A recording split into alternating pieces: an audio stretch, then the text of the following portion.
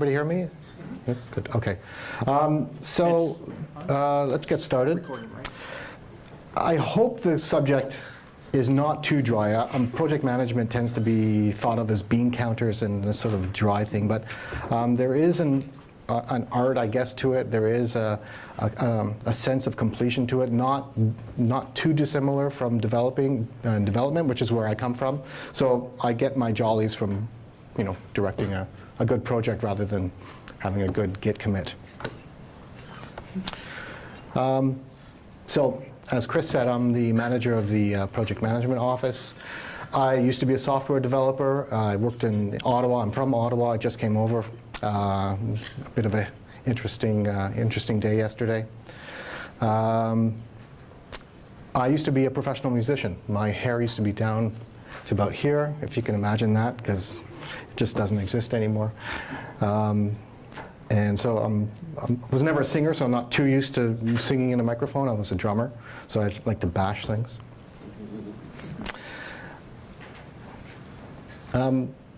So what I'm trying to do here is give a bit of context to the dry topic of project management and why it's actually necessary.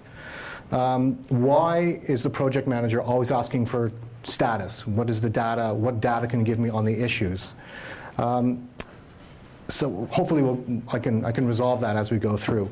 And again, if you have any questions during this, please stop me. I'm open. This is open source and this is open Dave. So just stop me and ask a question, and I'll try to answer it best I can, if I can.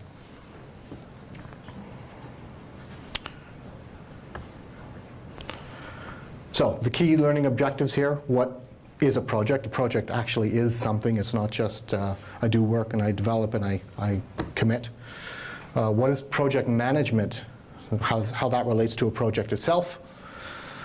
And why you should use project management. What benefits does it give you for open source?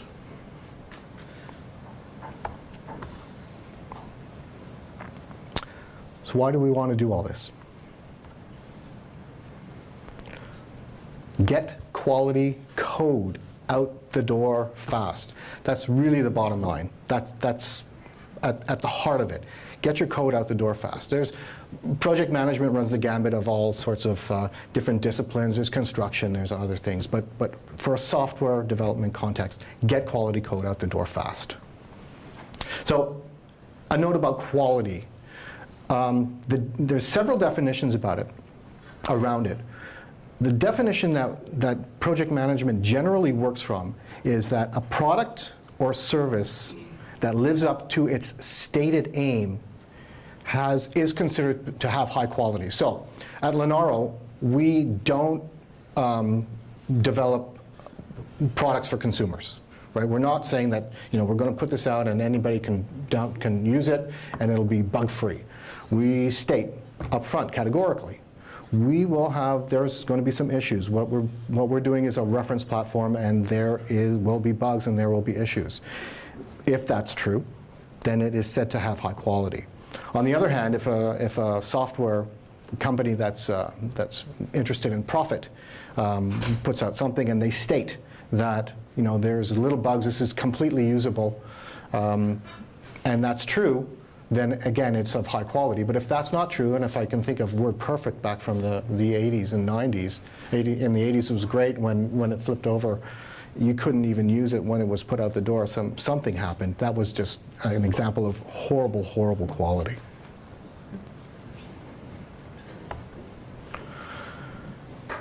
So also, you don't have to be a project manager to manage projects. I'm sure most people in here are not project managers, but project management applied to your project as you go through is always a really good idea. It checks and balances. It stops you from getting off track. It stops you from really losing focus.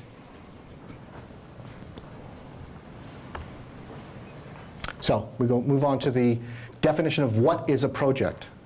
So the Bible for PMI trained project managers, the PMI is the Project Management Institute, is a project is a temporary endeavor undertaken to create a unique product, service, or result. So there is a couple of bolded words up there. temporary. It's not operational, it's not ongoing. It really has a start and an end. That's what a project is. If you have something that you just do again and again and again in cycles, that's called an operation. A project really is temporary. You have a really distinct beginning and a very distinct end, and you must open and close them with that in mind. And the other bolded word is unique. Even if you've done something before, even if you're just patching something existing, there's something really unique about the project. So those are the two really distinct ideas of what constitutes a project. It's also performed by people. So even in the future, if you have something, an auto assembly line that's operational, that's done almost exclusively by robotics, that's not a project.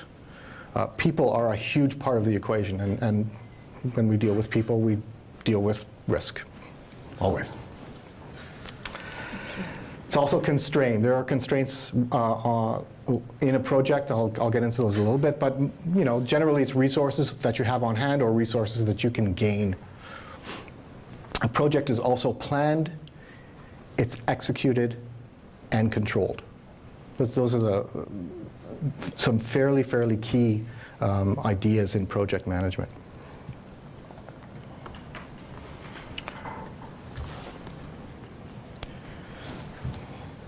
So, another definition, what is project management? The application of knowledge, skills, tools, and techniques to project activities that meet the project requirements. So we have different phases. How do we do this? Initiating. So the initiating phase is where everything starts. It's the processes that define a new project. What's important here is the charter. Or the charter is like a super high-level description of the process and the requirements and what the ultimate project results are. And it has to be accepted by what we call the project sponsor, which is the person who's driving this initially. The project sponsor could be your boss, it could be your stakeholders, it could be a group of people who wants something done.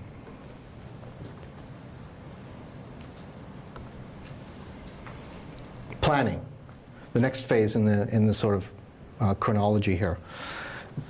After we get the charter and we know what we want to do, we have to plan for it. It's a pretty important phase that developers can generally, and I'm going to generalize here, be guilty of not doing. And I know I was one who, look, I have an idea, I know what I want to do, just leave me the hell alone and let me develop, let me do this. And the enthusiasm is there, and it's wonderful, but taking a step back and really planning it may be a kind of mundane type of exercise, but it's really valuable. As you're going, there's going to be roadblocks and there's going to be issues, and if you can fall back on a really good plan, you're in a much better state. So the plan will give you the objectives and how to achieve them. That's what it should illustrate. And the deliverable will be a project management plan or plans, depending on how extensive you want to apply the project management. Executing. This is the part that developers love. Go to it, have at it, right? And by definition, these are the processes that are performed to complete the work that was defined in the plan. So you're always referring back to your plans. So this is really developer-centric.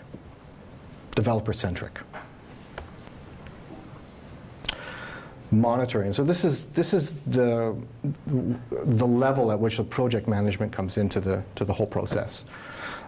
This is the tracking and reviewing and controlling the project progress.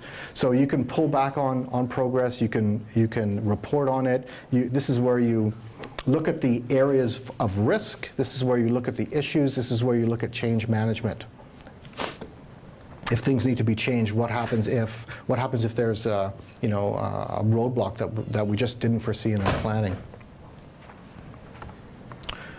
And of course, the last phase, closing. Closing is actually pretty important. You just don't stop and deliver.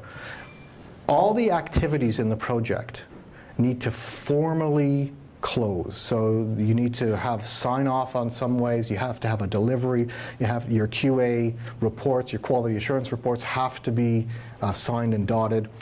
And what this does, it gives the whole project team and all the stakeholders, all the people around that have any stake in the project, a sense of closure.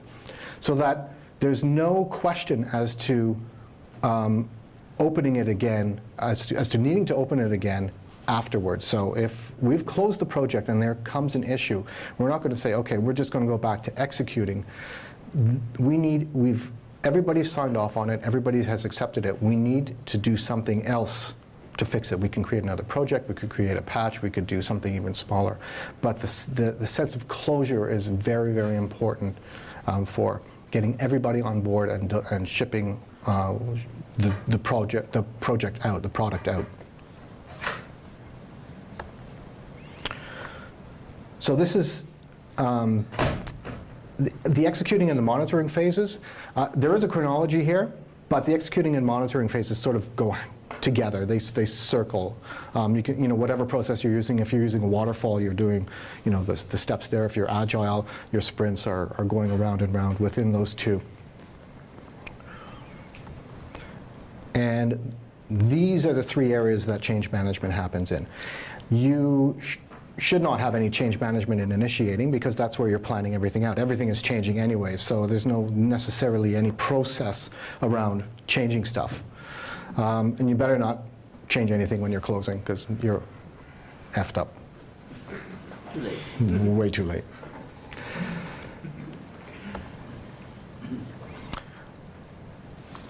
So this is the same thing, this illustrates the same thing as the previous slide, but it gives you a nice little colorful graph that I spent a couple minutes putting in nifty colors because I thought that was pretty cool. Thank you.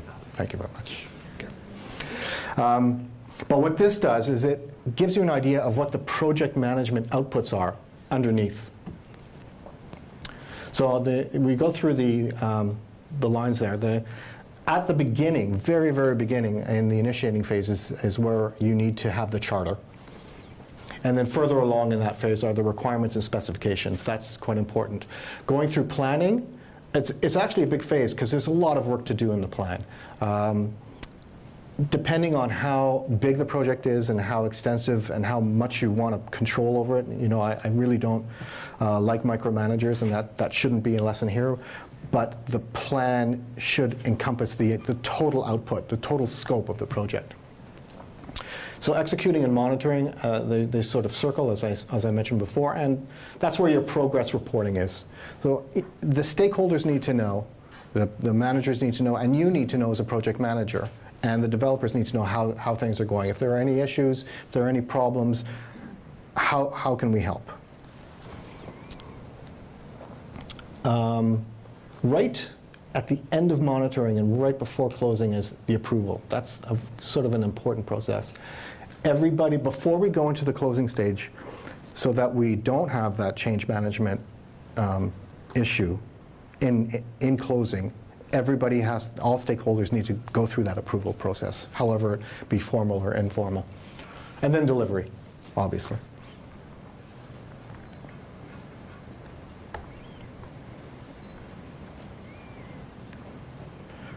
So monitoring a project. You need the who, the what, the when, and how long a project takes or how long a task takes. And the only way you're going to get that is from people.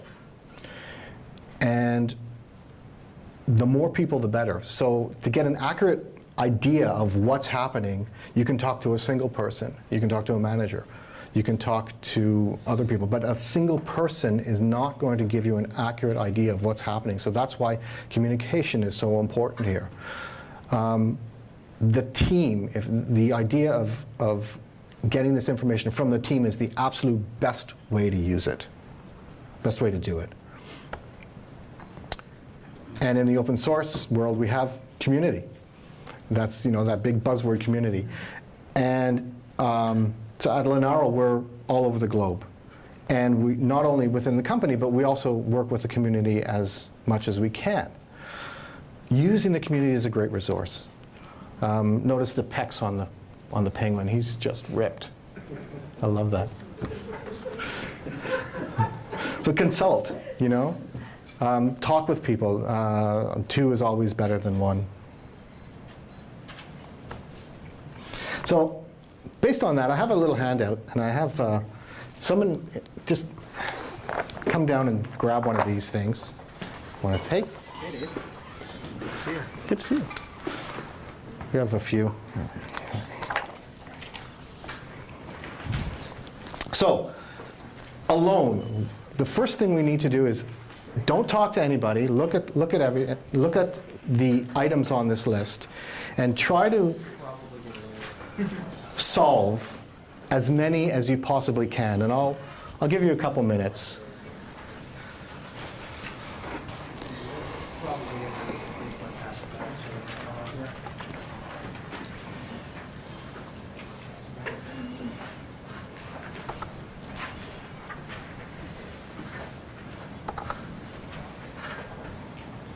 Oops.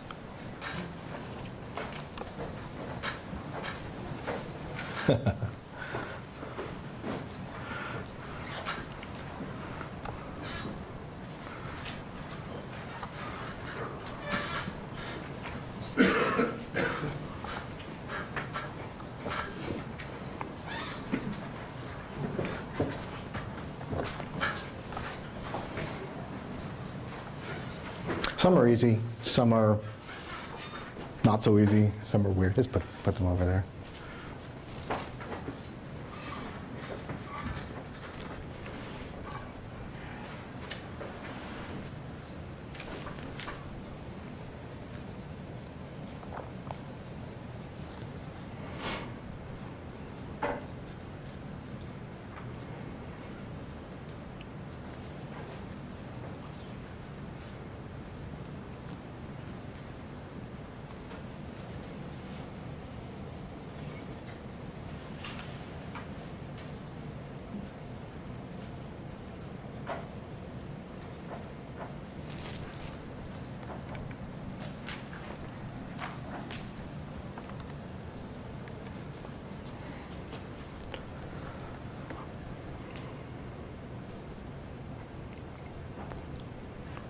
And I apologize for the online people and the recording. I'm not going to sing the theme from Jeopardy.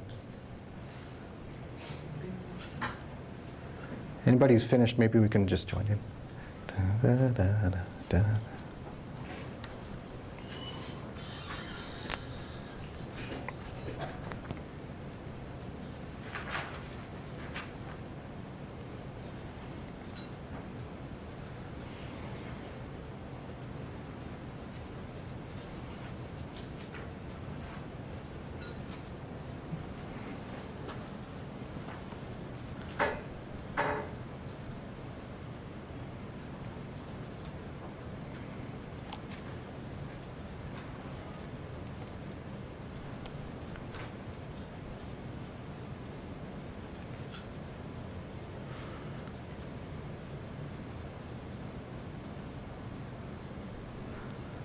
So I'll stop you there.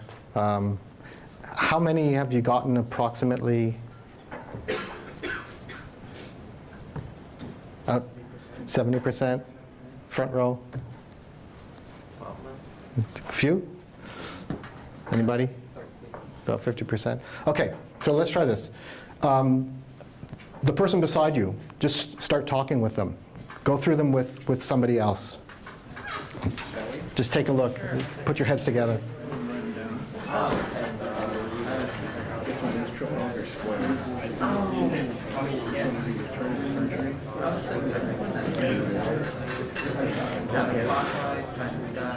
Try to go through the ones that you both haven't solved.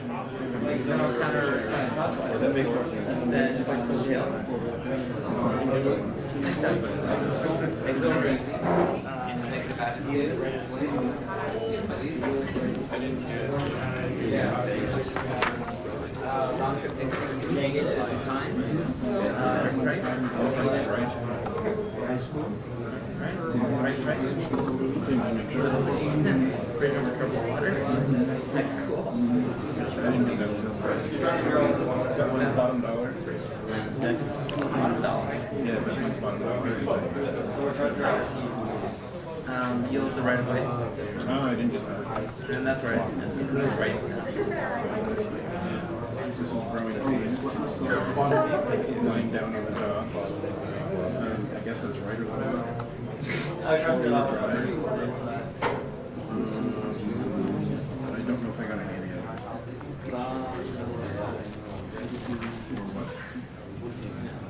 What was that? Let's go down. Oh, that's corny. Yeah, it's super corny. Yeah, It's all corny. It's very corny. there it is. What? Inside out. Blackout. Oh. Blackout. Power blackout. Power blackout. Turning over a new leaf. Oh, Inside out. bottom was okay. No, we're trying to Inside out. Everything on this side. I guess so. Yeah. And set one. I know that's part of some saying. Yeah. Business possession.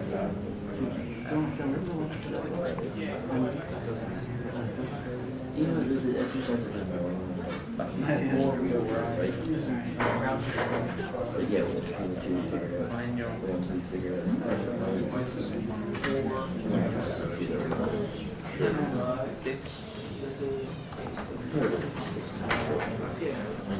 sitting here digesting. I'm trying to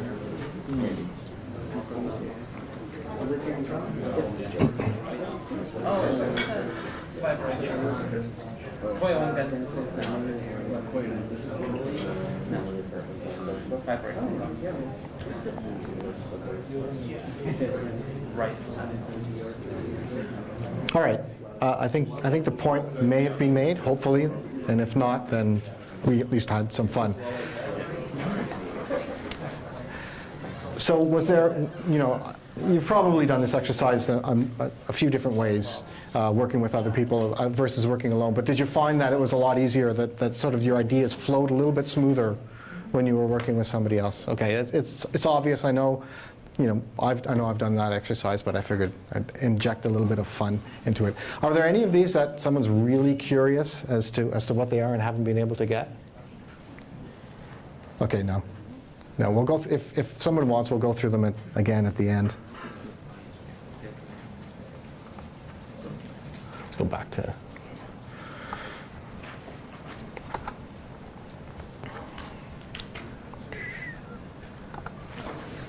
Okay. So we're at the point of directing and monitoring our project. How do we do that? We use project management tools like ones out there that we're using. We use Jira. There's Microsoft Project. There's Rally. There's a whole bunch of them. And what this gives you is the functions for scheduling, resourcing, and reporting. There's on a general level. There's a whole bunch of other things that it does as well, but conceptually, that's what we need to do at this point. Meetings, everybody hates them, no question. But if they're used properly, they're a good way to exchange information, and project managers run on information. If there's no information, you just cannot move the project the way it should be moved. Meetings are also a good way to brainstorm. If you're at an impasse, if you need something done, just like we saw, we did with the brain teasers, brainstorm. And also, meetings are where we make decisions. That face-to-face, we look at each other in the eye, we get the body language, we say, yes, this is the way it needs to be done. How do we do that? We use expert judgment. We consult people, we consult others, we look within ourselves, colleagues, or even subject matter experts. In the keynote, Dave was talking about working with Mozilla, I think it was, and you just call them up And the open source community is great for that because there's an openness to working with other people. And refer back to the plan. So that, I was stressing that the planning stage, the planning session, the planning phase was so important, and always refer back to them. If you don't know where to go, hopefully your direction should be clear within the plans.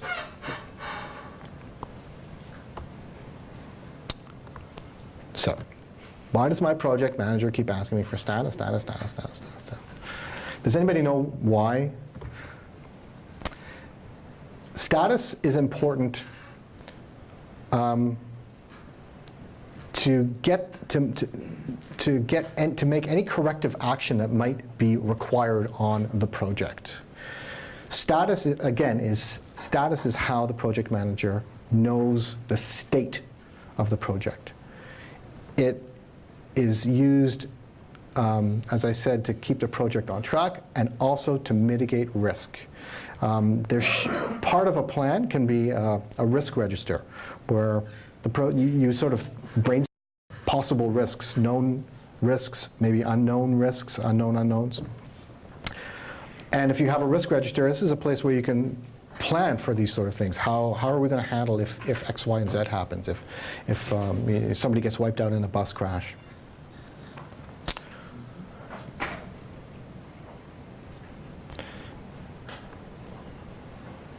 So we can get through roadblocks in this way.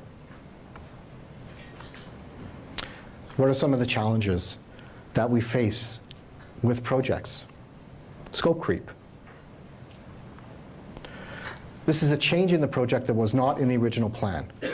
And this can come from anywhere. This can come from the stakeholders. The sponsor even can say, no, I don't like that. I don't know what's, I want more. I want this. I want extra things that we didn't initially plan for in the charter. It's a big risk, and it happens all the time. Something that's called hope creep, which is when a team member or somebody working on the project gets behind schedule. I know I've done this. I'm sure everybody's done this, where you say, oh, no, I didn't deliver this week, but next week, I promise I'll get it to you. And then the next week comes, and no, well, I ran into something, and it just gets further and further and further and further behind. So we have to stay on top of that. Effort creep. This is when the work to do something has been drastically underestimated. So yeah, I can get that out in a week, no problem. And in fact, if there was more due diligence done on the issue, you'd realize that it would take a month, 2 months, something like that. Again, it happens all the time. And this last one, feature creep. Feature creep is interesting. It's not necessarily bad. We're taught as project managers when you go get your PMP and all that stuff that feature creep is terrible. Do not add anything extra. If you think that it's good, never add it. Absolutely not. I'm a little bit on the fence there because we want to please, right? We want to give the best that we can do. But there are some cautions that you have to take into account for this.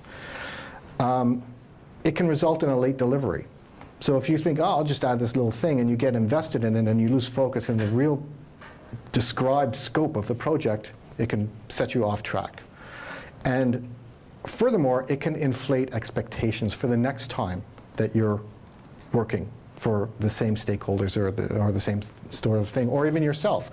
How can I surpass the extra things that I did in the last project? So there's no end to it. You can crash and burn at some point. So while it's not the worst thing that can happen, really, I would say try and dial that back. This was a Dilbert cartoon that was just pretty recent. And I thought I'd include it just for a little break because, again, this stuff is pretty dry. But there are a couple of interesting project management issues that it relates to. So that guy has more hair than me, and he wears a tie, but that's essentially me. I've been in that meeting. Yeah, everybody has. I'm sure they have. So what's wrong here? Yeah, what isn't wrong, exactly. So don't invest in your process just because you've done it before, right? If you see a process not working, please change it. I was going to say, it's my Oh, beautiful. right now. She's holding up a Dilbert Principle book. It's so true, 20 years later. Yeah. Oh, and the stuff is universal, right? That's the thing. It doesn't change. Process for process sake is wrong. It's just wrong, and a lot of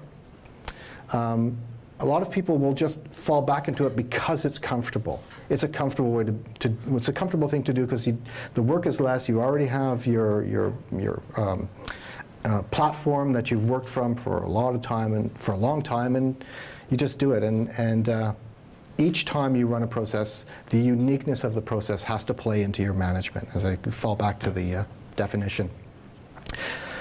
I don't really want to go into a detailed description of change management here, but the message is be open to change. Change is not always bad. And I say it's not always bad. Do you remember the date that was? It was like last week or last 2 weeks. It was a Sunday, obviously, because it's one of the big ones. Got the date Yeah, the date is... Is that what it says? Oh, yeah. No. Yeah, October 12th. between the last two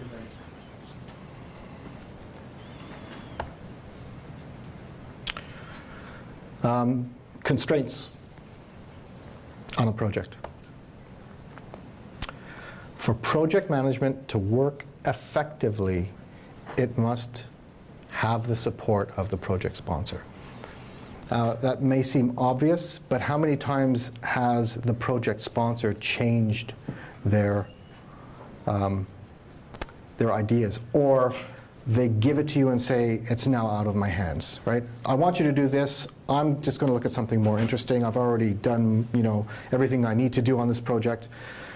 Keeping the project sponsor engaged is very important because they're the people who have the power to kill the project or to make the project a success.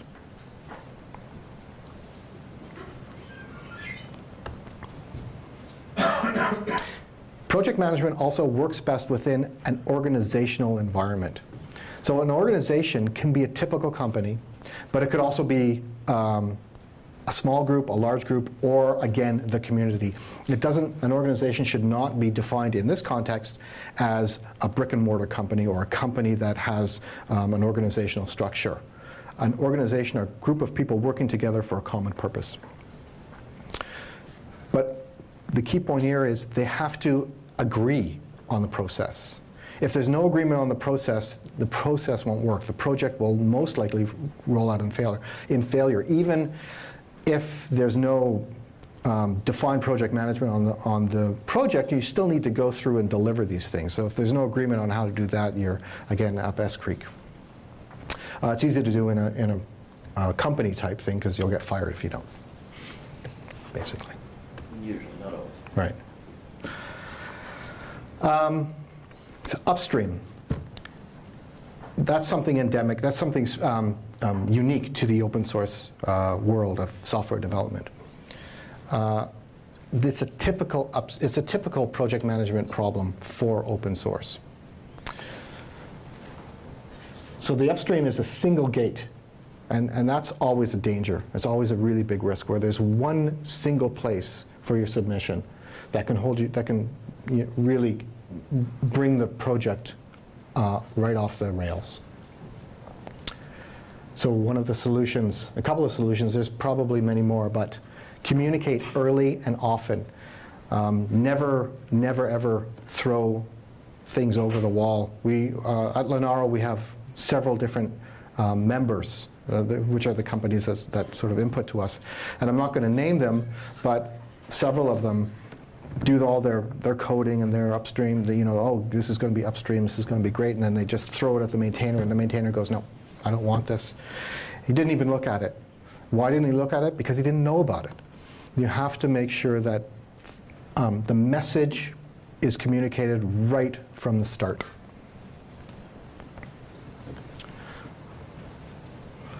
Another solution, I sort of put this point in, if anybody needs more explanation on it later on, I'll be happy to go, but you can track your project with two separate streams. So you can have one that will go to the upstream, targeted at the upstream, and you can converge if you have another set of stakeholders that are interested in it without being it upstream, and then you converge later on after the upstream acceptance and after the delivery on the other stream. Yeah. A couple of quick questions on here. So the communicating early and often, I mean, sometimes you're dealing with companies' intellectual property that you can't communicate until a certain date. So I wonder if you have any thoughts on controlling that risk. And the other is maybe fear within the company, and say people who are not say as much in favor as open source as we would like, or that kind of thing. So they see this as just a huge fear that's going to throw their whole project. Okay, so I'll answer the intellectual property one first. Before you even get to the planning stage on a project, if there is proprietary information, intellectual property as part of the delivery, that has to be resolved even before one line of code is written. Because if you're planning on upstreaming this, you're going into the project with the idea that this will eventually get out into the community and public. So intellectual property. So indeed the person who owns, or the organization that owns the intellectual property, does not want to let that happen, you cannot proceed as an open source project. And that should be. There's more around. So I work for AMD, for example, right, and manage the open source team with the open source graphics driver. So there are times when we can't release until a certain date, right? Right. So that's. We need to get stuff upstream quickly after that date. So. Right. So the communication part does not have to include the intellectual property pieces, but the idea that the functionality will come, and that's a big conversation, and it happens all the time. We see it, especially, we work very closely with ARM, obviously, and their releases, even their upstream releases, are governed by their legal team, which is a huge pain in the ass. But and because of that, ARM specifically has created Linaro, really, to circumvent that thing. When they need to do their own upstreaming, they'll do it, but it really takes a long time, and they're really struggling. We're not constrained in that sort of way. What was your second question? Fear of this upstream gate from, say, people in an organization that perhaps sit more on the closed source. Yeah. And they just sort of tend to view that as something that's just going to completely throw the project off. Right. So the question was fear of upstreaming, yeah, really. That's where communication comes in. The more you talk about it, the less you fear it. So the more you know about it, the better it is. I think that's the most concise way I can put that. The more you do it, the better you get as well. Any more on that? Okay, I'll proceed. I have one question. Yes. So we're going to release your, you said communicate early and often, right? Yes. Since the project, do you mean just communicate directly with the project and the maintainers of the open source? Communicate with everybody. Okay. Everybody. That's the more communication we have, the more people know, the more open it is. And what the first word in open source is open. Okay. Thank you.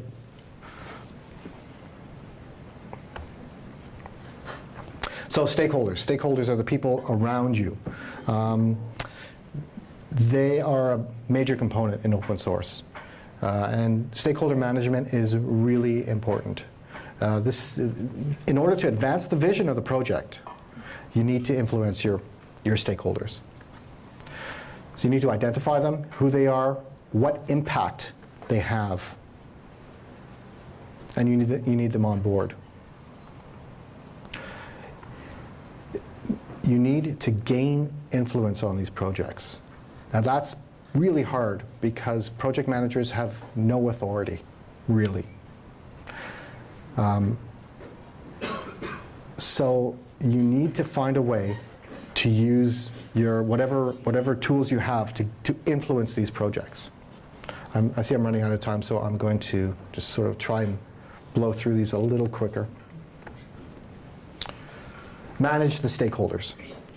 So you monitor them, determine if they might be dissatisfied, if there's going to be any explosions, any blow-ups from them. No, you're not doing it right.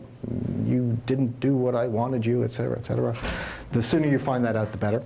You're doing what I asked, not what I wanted you to do. Exactly. You're doing what I asked, not what I wanted you to. Keep them informed. So again, communication. The best way to do this, keep them informed. Use your interpersonal skills. Build trust if you can. Resolve conflict and overcome that resistance to change. Sorry, I jumped ahead of my slides here. Make them an offer they can't refuse.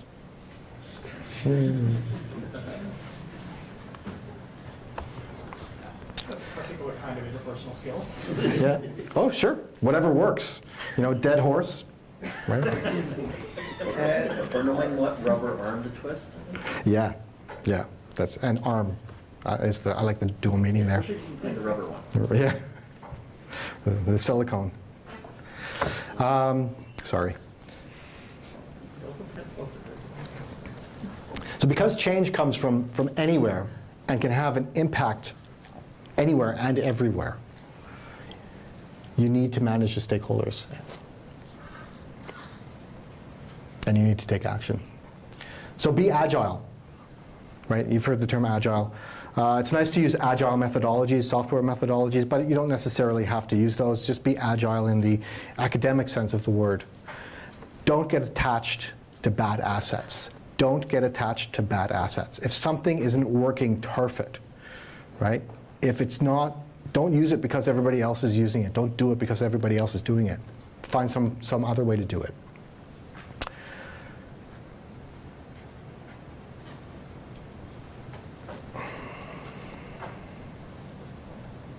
David, Yes, sorry. a question on that, if I may. In an open source project, when you're collaborating with the community, there are elements of that community that are not on your team Yes. and outside of the control of your organization. They can use tools that you don't like. They can adopt an approach that doesn't fit with the direction you want to go. They can blow you up in a number of ways that you wouldn't have perhaps in a non-open source context. How do you manage that additional risk of open source? So the question was, how do you manage the additional risk of external groups, external communities, not necessarily following the project plan that you've laid out? That's why the initial planning is very important. So when you're identifying your stakeholders, you need to identify these guys as this group or these sets of groups that potentially could derail your project, and have some sort of mitigation plan to deal with that, which is either extending the schedule, taking it out of their hands if you can. That doesn't build very nice community feeling, but it depends on the importance. It's a really huge project issue, and the way I dealt with it once, I've actually had that with the Big Little project. I had a single person who was a liaison to the community, who was very well connected within the open source community and was working very closely with these people, and he was on my team, and I used him as the liaison for that group. So I was getting very, very current updates on what they were doing and how they were doing. So what I had to do was use finesse. If they were going along a track that we didn't like, we would have to sort of use a little bit of finesse to say, look, the majority of the project, the main thrust of the project is going here, and you're going here. Could you rethink where you're going and try and move here? And luckily they did. But escalating it, if they didn't, would have been an issue, and we would have had to try to find another way to do it.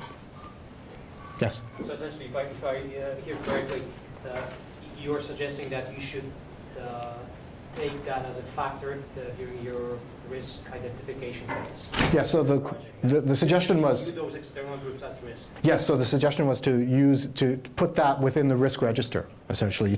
Always know your risks in the project. How you are going to deal if something happens. Yes, if that happens, how would you deal with it? That's the mitigation part of it.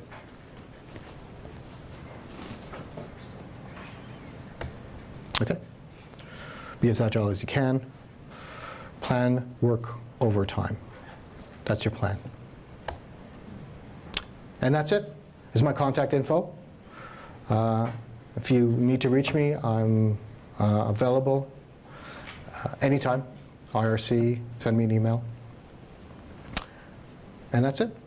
Questions? Trevor? Hey, I was wondering Good. if you had any opinions with regard to JIRA and the amount of email spam that it tends to send out. No opinion whatsoever.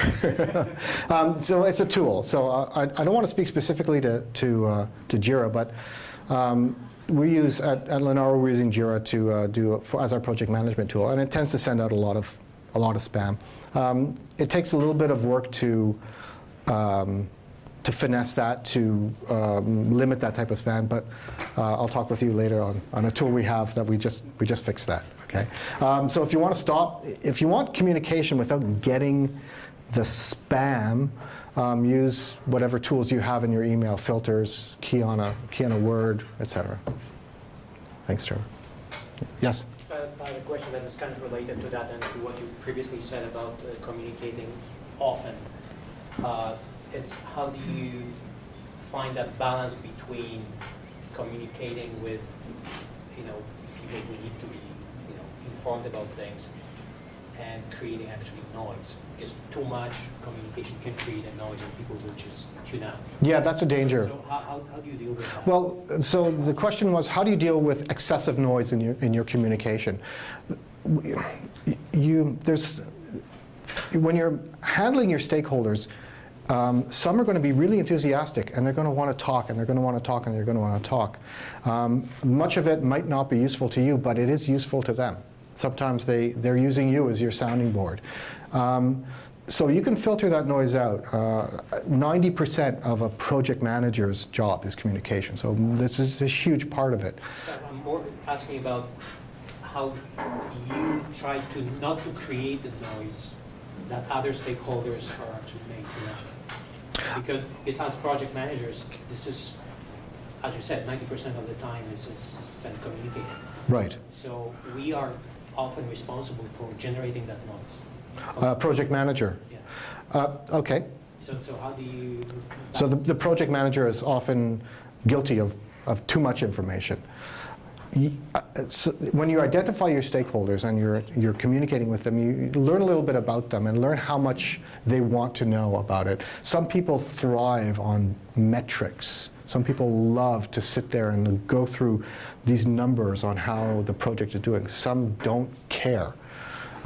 So when I try to have a weekly report or a monthly report, you can have sections. People will read what they want, what they're interested in. So you can have a summary. Most people will just read the summary and then that's it. If you keep in what you might consider, what some people might consider noise, but other people might consider interesting at the bottom, or structure it in such a way that it's easy to navigate, you should probably have some consensus on, this was a good report, I got what I needed from this report. I guess the bottom line is try to understand what each stakeholder needs, what information each stakeholder needs. You consciously go through that step of creating stakeholder register analysis. If you can. Yes. Often it's like Creating a stakeholder. there's no time to do these things. Yeah, So I'm just yep. wondering, do you actually go through that? That's something, yeah, so creating a stakeholder registry is something you might even be able to do in your head, because the major stakeholders are generally not that numerous. You can probably count them on one. And you get to know them through the interactions of your project. So you don't necessarily have to spend too much time. As you progress through your project, you'll sort of get the lay of the land of each stakeholder and what they want. Any others? Do you have any, I mean, you said you sort of didn't want to talk about tools, but do you have any recommendations for, I mean, you know, with open source, oftentimes you have this conflict of, say, people who are working in open source, working on Linux, but they need to work, say, with executives, other management that are very much using Windows-oriented tools. Any recommendations for sort of cross-platform type tools that aid in project management? Whatever works for you. So the question was, are there any recommendations on project management tools? There's a lot out there, but the way I've been choosing my tools is whatever works for me. I'll evaluate a tool as quickly as I can, and if it works, it works. If you're applying it to an organization, you might need to talk to a lot of people and see if it works for them. Right now, we're going through an audit of our project management tool because as we grew quite quickly. What we used before, which worked great, just does not work for us at this point in time. So it's a process. I can't recommend one over the other. I think it just depends on what you need for your project. Sounds like it's a never-ending process to constantly Sure. evaluate. Yeah, agreed. It's a never-ending process. That's what the comment was. Okay, how are we doing on time? Yeah, about 5 minutes left. About 5 to 10 minutes. Okay, any others? All right, thank you very much. It was fun.